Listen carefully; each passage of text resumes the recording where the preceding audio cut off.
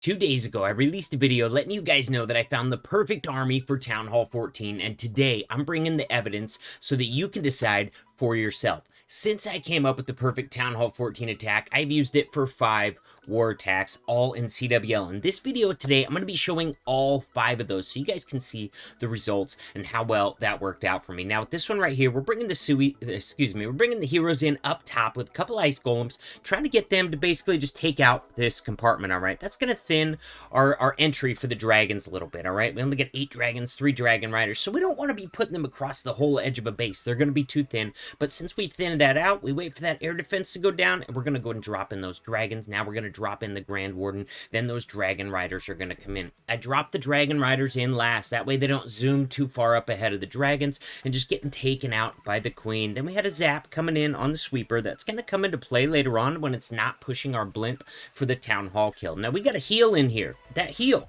is going to make sure that we can save that Grand Warden ability for, you know, the perfect time. We don't want to use it till that blimp is deep into that base. That way it's definitely going to make it to the town hall, even if it gets caught in a tornado trap, all right? A rage down on the blimp right there. That's going to make sure that town hall goes down nice and easy. And look at this, man. We only have a couple of skellies in this army, all right, for this reason. We got a single up here, but it's pretty much covered by a multi-target inferno. We don't have that many areas where we can use effective skelly tanking. So we only brought 2 skellies on this one, and the rest of them are going to be free spells. And you guys are going to see those free spells employed right here to keep the Royal Champion alive, to keep these dragons alive in the course. They can get through these last 2 Inferno towers here. Here we go. We got another freeze. I could have froze that Expo too, but my placement is a little bit off right there. And then we got one more freeze left. Guess what? Multi-Expo. That's the most damage left in the base in that grouping right there. We got an RC. We got a dragon in there. So we're going to keep them safe so they can get through that section of the base. And just like that, man, boom. Royal Champion still has her ability. Are you kidding me? We still got dragons alive down here. And on this attack, I sent the Unicorn with the Royal Champion, all right? And that's going to be a base-by-base decision. A lot of times, I like to send it with the Royal Champion. However, if you got a bunch of open corners, you know, where your queen's going to be able to get good access inside the base on the backside, or you think she's going to duck in to finish off the last value, then the Unicorn and the Queen could be a really good choice as well. Here we go. Hit number 1 out of 5, 3 stars. All right, guys, hit number 2 out of 5. On this one right here, this opener is not going to go according to plan, all right? I wanted the BK to go into this compartment right here, but this wizard placement is a tiny bit off. So the wizard targets the dark pump instead of the army camp. The army camp stays up, the BK walks the wrong way. I wanted him inside this compartment, helping do some tanking for the queen. However, it's not all lost, man. The Royal Champion's down there, so my king is going to be able to go down there and solo that Royal Champion. And then we got another Ice Golem coming in here, along with the Yak in front of the queen, so she's not completely naked. She's got some help. But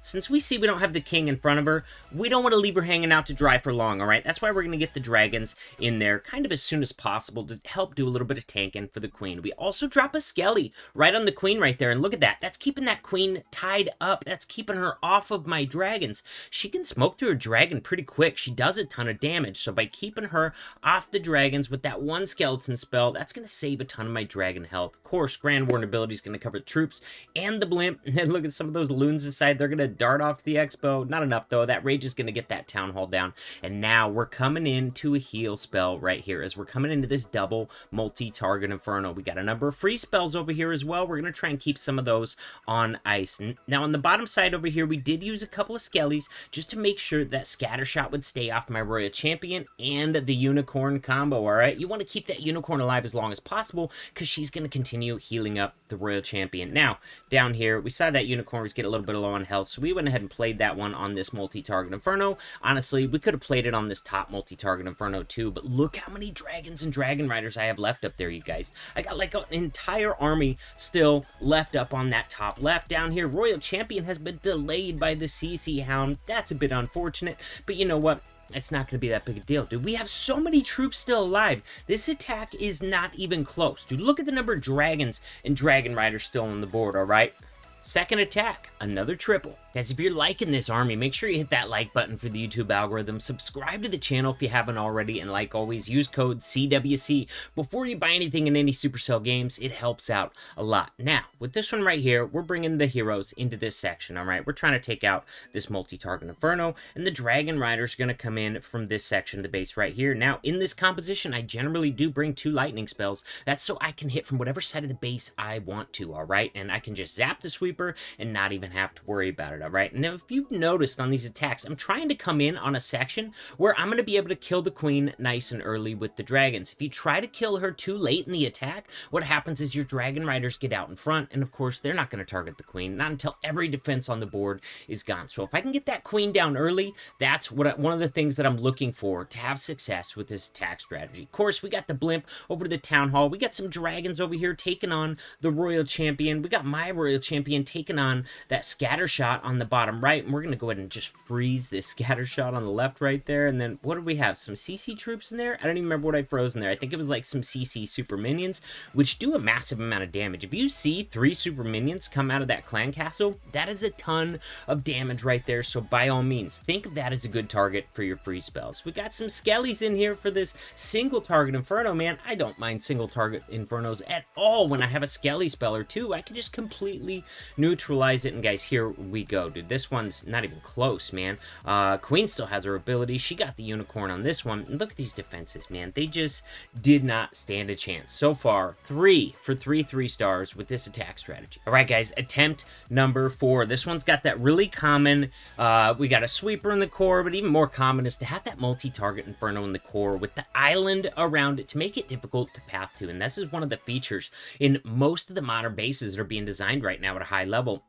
That I really wanted an attack to answer for, all right? We're going to zap the sweeper. We got the 2 lightnings. And then I'm going to make sure, well, I'm going to trust my dragon riders to go in there and go get this multi-target Inferno. So here we're coming into a heal spell right there just to kind of make sure that we can save that Grand Warden ability for longer while also keeping those troops healed up through the scatter shot, through the double multi-target Infernos right there, and boom, we're going to pop that Grand Warden ability right when the blimp gets to the edge of that range right there to make sure that it makes it all the way to the town hall. And just like that, man, that multi-target Inferno in the core is already down. Our blimp's caught in a tornado, but it doesn't matter, man. We used that Grand Warden ability so late, it still had invincibility for long enough to wait out the tornado trap. Now, dragons are working on the right, but look over here on the left-hand side. We got an enemy royal champion that can do some serious damage to my heroes, so we're going to tank it with skeleton spells. We've also got a scatter shot right here and a ground bow, which can also be really efficiently tanked with skeleton spells. We run out of skellies, so we go ahead and start dropping some freezes on it, all right? We got an X-bow scatter shot combo right here with my 2 heroes in the neighborhood.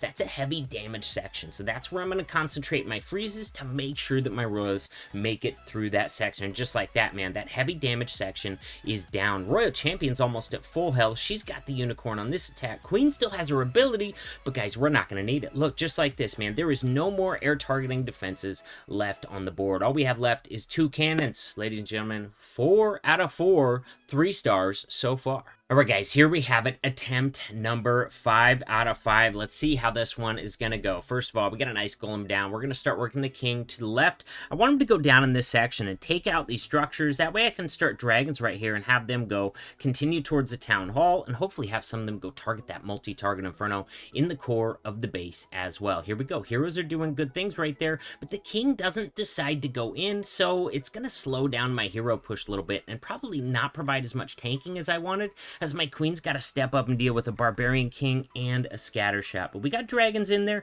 They're moving their way into the base, and then we got that blimp coming in. We have to be patient, though. We're going to drop that heal spell, just kind of get some of those dragons back up to full health while they're taking all that multi-target Inferno damage right there. We pop the Grand Warden ability to keep the blimp invincible. Once again, we got triple super minions coming out of the CC. That's a combo that does a ton of damage, so we freeze it along with the sweeper in the area, and then we're going to start freezing some big-time value. But look at this, man. We still got 3 super minions and a queen right there. That's a heavy damage section. They're going to run through my dragon riders really quickly if I let them. So I go ahead and drop another freeze on it. Hopefully the dragon riders can clear the rest of the defenses in this area of the base. Now, it's up to these dragons and royals over here on this side of the base to get through the rest of it. And let's see, man, royal champions coming in, but she has already used skeleton spells for a little bit of tanking. Queen goes down to the scatter shot, guys. This one is going to be close. We got those super minions facing off my dragons right here, and they are deadly, man. They do a ton of damage. 2 super minions are going to take out my 2 dragons. Oh my gosh, dude, this dragon barely gets the kill. We get a freeze over on the queen over here, trying to let the royal champion get through the queen, so we have enough power to get through the rest of this base, and royal champion still has some health coming into this last section, but we still got 3-point defenses remaining. Oh my god, you guys, this one is gonna end up being a little close. Let's go to ×4. We only have a dragon left on the board. My royal champion would have taken out the rest of the base, but a last skelly trap popped. This one is gonna be crazy close. More skellies pop.